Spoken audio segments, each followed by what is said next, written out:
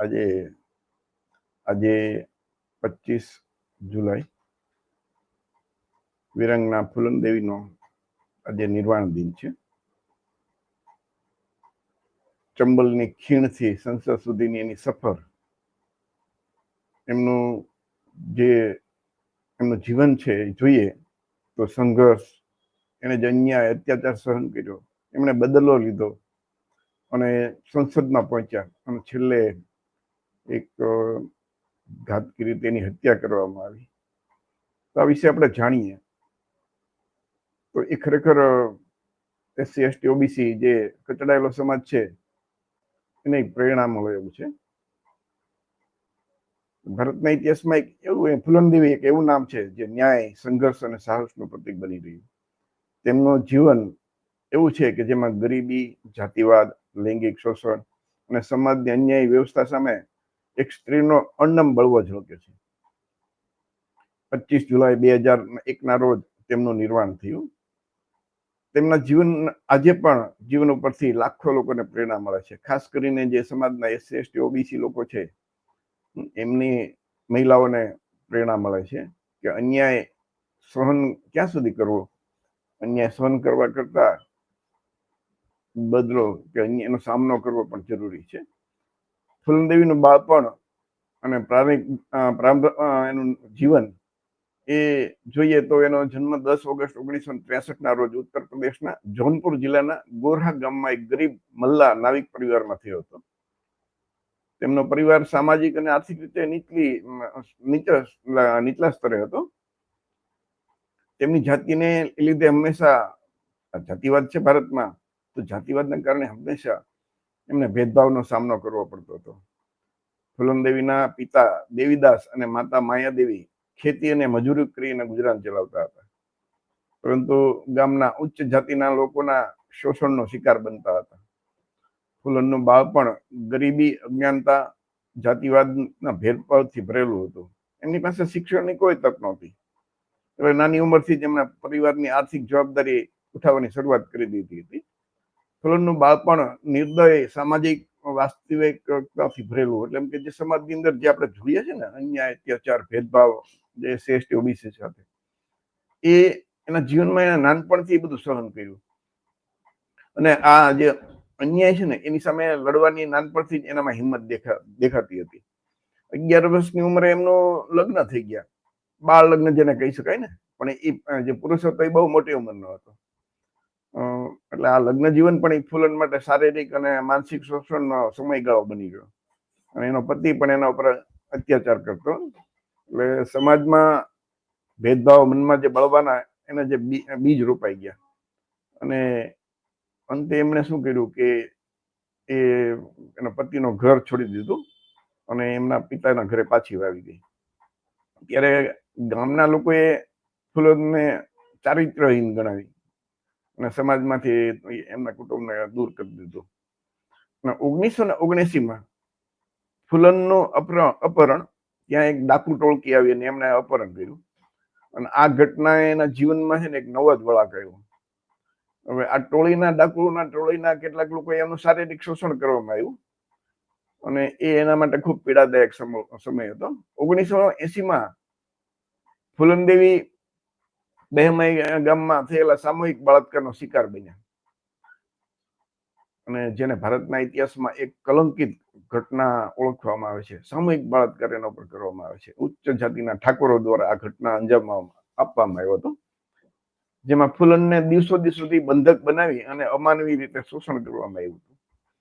આ ઘટનાને તેમના જીવનમાં ઊંડી અસર એની ઊભી કરી અને એમાંથી જે આઘાત એને લાગ્યો, તો એમાંથી આઘાતમાંથી બહાર આવીને ફૂલને ન્યાય માટે સંઘર્ષ કરવાનો નક્કી કર્યું. અને આ અત્યાચારોનો સામનો કરવા એમને હાર ન માની અને પોતાની આગવી ઓળખ બનાવી અને એ બદલો લેવા માટે જાણે પોતાની જ એક ડાકુ ટોળકી બનાવી દીધી. અને બહેમાઈ હત્યાકાંડ 1981 ફૂલનદેવીએ જે જ્યાં ઠાકોરોએ એમના ઉપર બળાત્કાર કર્યો હતો સામૂહિક, તો એ જ ગામમાં એક ઘટના એનો અંજામ આપ્યો અને ભારતના ઇતિહાસમાં બેમય હત્યાકાંડ તરીકે ઓળખાય છે. આ ઘટનામાં ફુલનની ડાકુ ટોળીએ ગામમાં ઘૂસીને 22 ઉચ્ચ ઠાકોર પુરુષોની હત્યા કરી હતી. આ હત્યાકાંડને ફુલનના જીવનમાં થયેલા અત્યાચારોનો બદલો ગણવામાં આવે છે. ખાસ કરીને જે એની ઉપર સામૂહિક બળાત્કાર કરવામાં આવ્યો હતો, એમને નગ્ન ફેરવવામાં આવી હતી. આ ઘટનાને ફુલન દેવીને રાતોરાત રાષ્ટ્રીય ચર્ચાનો વિષય બનાવી દીધી. જે 22 ઠાકોરોની હત્યા કરીને અને સામાન્ય લોકો માટે, જે ગરીબ લોકો છે, એસસી એસટી ઓબીસી માટે એ ન્યાયનું પ્રતીક બની ગઈ. જ્યારે અમુક લોકો તેને એ ગુનાહિત કૃત્ય પણ ગણી શકે.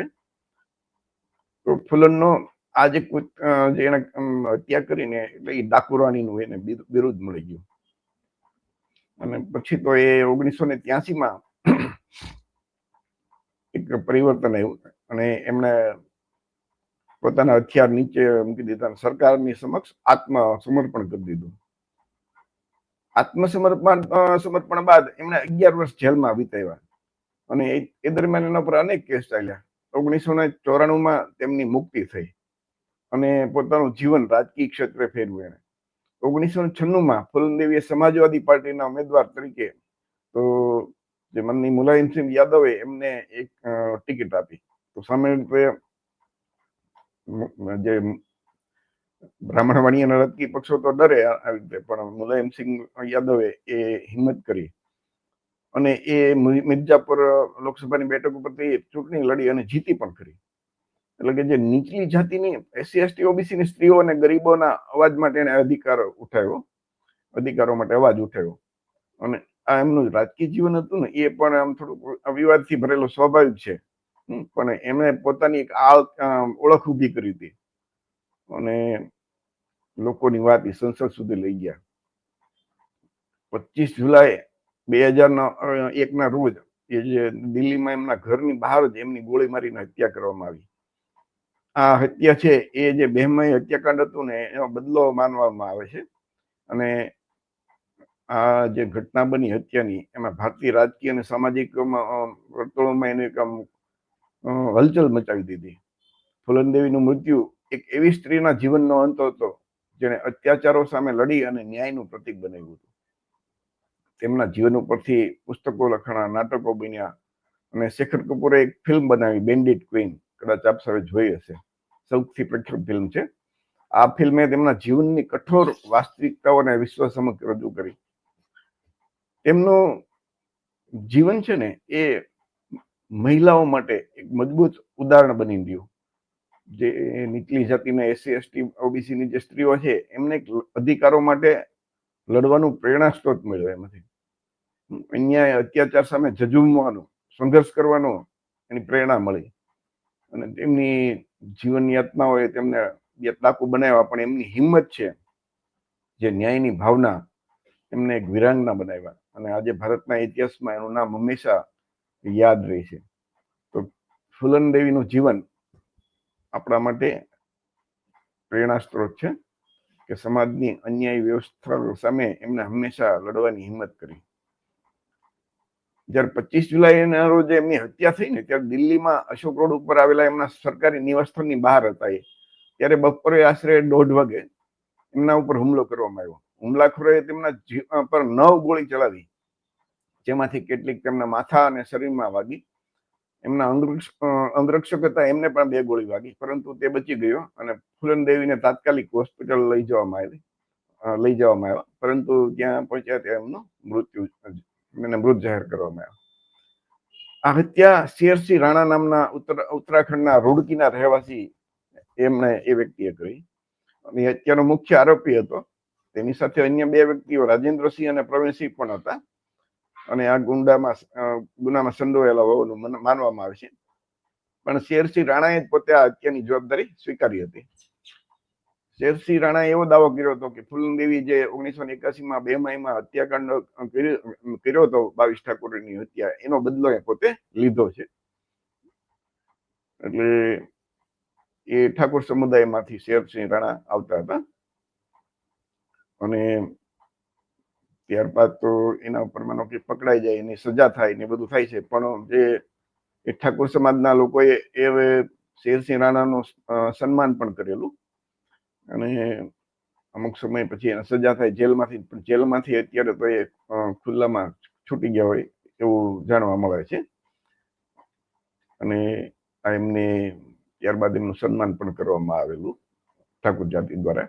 તો મિત્રો, આ એક એવી મહિલાની કહાની છે કે જે તમે વિચાર તો કરો કે એક ગરીબ પરિવારમાં, હાવ બિલકુલ ગરીબ હોય, એનાથી નીકળીને આ સ્તર સુધી પહોંચવું. અને જીવનમાં તમે જુઓ તો મોટા ભાગના લોકો અન્ય અત્યાચાર સહન કરી લે, આપઘાત કરી લેતા હોય, પરંતુ ફૂલન દેવીએ જે કર્યું છે એ એની મિસાલ દુનિયા સમક્ષ મળે છે, અને એટલે જ લોકો એમને હંમેશા યાદ કરે છે. તો ફૂલન દેવીનો જન્મદિવસ હોય કે એનો નિર્વાણ દિવસ હોય, આપણે હંમેશા એમને યાદ કરીએ છીએ કે આપણા સમાજને, જે SC ST OBC સમાજની જે મહિલાઓ છે, એમને એક પ્રેરણા મળે છે એના જીવન ઉપરથી. તો મિત્રો, આ હતું ફૂલન દેવીના જીવન પરિચય, એમનું કાર્ય, એમનો બદલો, એમના અન્યાય અત્યાચાર સહન કર્યો એની વિગત. આના ઉપરથી આપણે પ્રેરણા લઈ કાર્યક્રમ આપણે અહીંયા પૂરો કરીએ છીએ. જય ભીમ, નમો બુદ્ધાય, જય સંવિધાન.